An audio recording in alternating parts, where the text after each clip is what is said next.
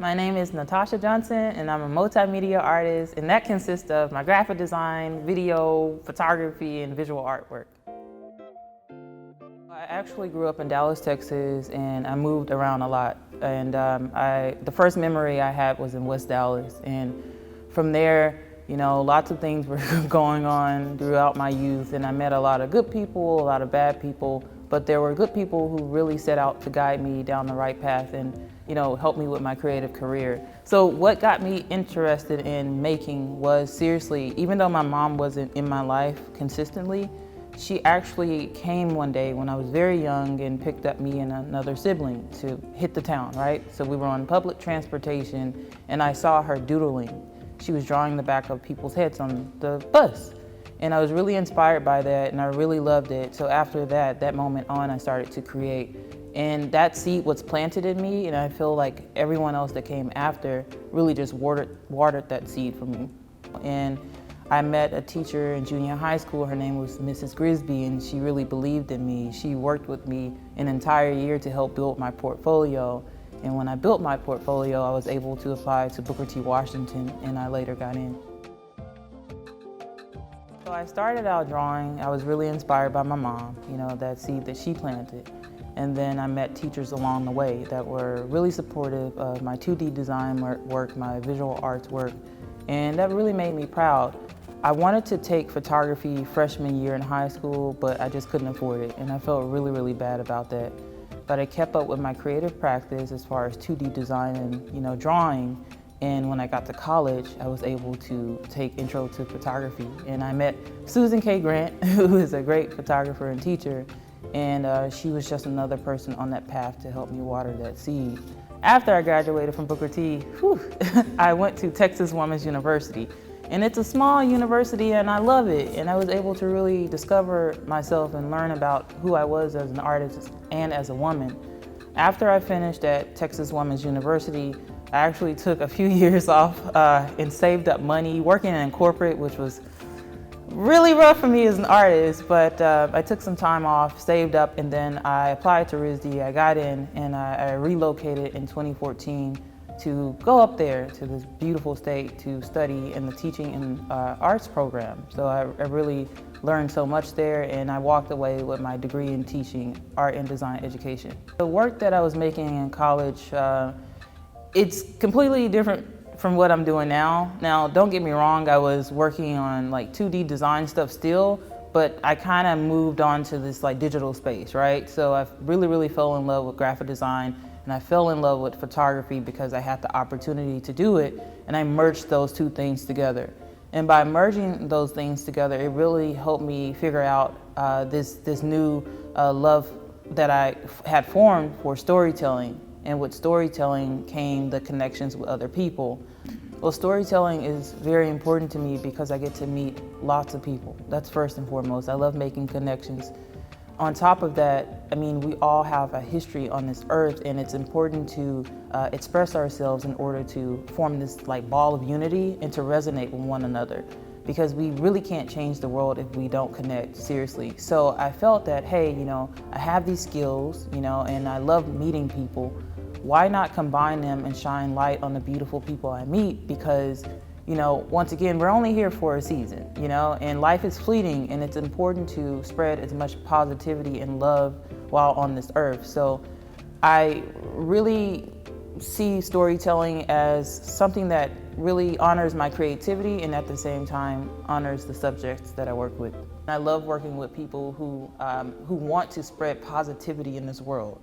I can feel it, I own it, and by shining light on them seriously and like promoting to them like, hey, you're amazing, you're awesome, that does something to them. And then who knows, that same energy can be used and transferred to someone else. So I pick people based on vibe, seriously, and because of that, I've been able to create some really nice things that are available for the world to see. So one of my most massive, it was like massive projects is the self-publication.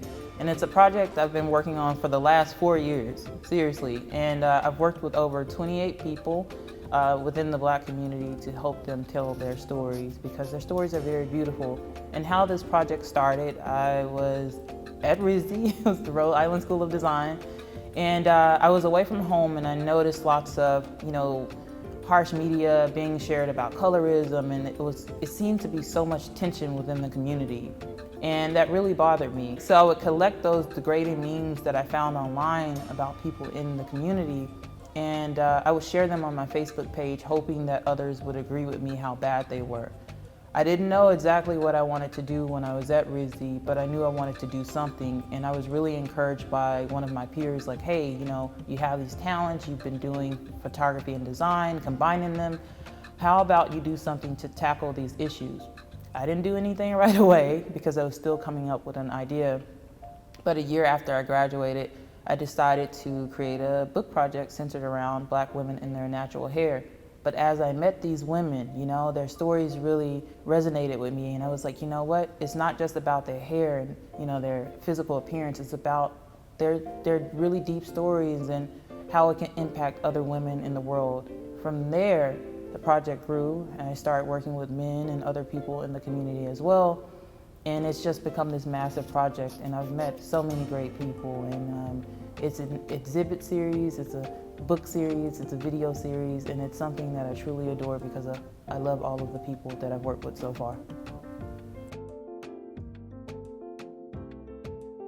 So the piece behind me is titled I'm In, and I really love it so much. It's a piece that represents Mother Earth and how grateful we should be for living on this planet and for all that it gives to us. It's also a representation of the Black male form and how gentle it is and how they deal with so much in this society, seriously. So I wanted to examine the idea of a Black male and how he moves through this world, but also his connection with Mother Earth and how thankful we all should be that it exists. I never would have thought that I would have been the person to do photojournalism at all. But after one of my major residencies with Sony, it kind of gave me a new sense of self because I met people who really believed in my storytelling and believed in how I connected with other people. And lately I've shot for the New York Times, like NBC, the Marshall Project, and the Dallas Morning News, and it's been very great. And it's been great in the sense that I've met people that have gone through so much, but they're still standing, right? So it's really given me the opportunity to shoot the current events. Like, I've documented the whole deal with COVID. I've documented some of the protests. I've documented people who have survived bombings and those who are facing different tribulations in their lives that they are, really on edge about, and they're gonna overcome it. And at first I was like, oh no, I don't know, photojournalism, what is this? How am I gonna do this? Like, I'm a portrait photographer. But my need to connect with people and to listen to them and to be mindful when they're telling their stories has really opened a new door for me. And I really, really love documentation. It's amazing, and we need it very much so in this world because our history is important. And as a photographer, it's my job to document it and tell it to the world. So the Beauty of South Dallas is a project that I really love, and it was created under the Juanita Craft House residency, which is supported by the South Dallas Cultural Center. And South Dallas is a place where I met a very amazing art teacher, that art teacher that helped me get into Booker T, and it holds a special place in my heart. So being able to work on this massive photographic project, The Beauty of South Dallas, capturing the now before the future, is very important to so many people because things are changing. And I went out into the community and I met so many amazing people who really love living in South Dallas. They love their lives there. They love the culture. They love the smiles. They love the sun. And I was very honored to work with them, coming back into that space, being let in and just building these really great bonds. I was very honored to do that. At the same time, I was very fascinated with the buildings and documenting the history of the land because it's important to do that. I mean, I feared that development can sometimes push people out, and that forms into gentrification. And before that even happens, I wanted to use my art to make a stamp on that place because it's well deserved. And I was really excited to join that residency. John Springers is amazing at the South Dallas Cultural Center, and the guidance he gave helped me form that project to be a beautiful thing, and it's really amazing. One thing I took away from the beauty of South Dallas is that art can be used to raise awareness and to make a difference, right? And it's important to always remember, you know, that creativity can really inform those that even are coming up behind us, you know? It's important to use our art to document, to share the love, and to really spread as much knowledge as possible because it is changing. And it was overwhelming when I was, you know, working through this project, and I went into the Pearl C. Anderson. You know, I met that great art teacher there, and to see that it was changing, it really broke me a bit. But at the same time, I'm happy that I was strong enough to go back and document it because people will need to understand what it was before the change. And yep, I wouldn't change it for the world. I wouldn't change it. So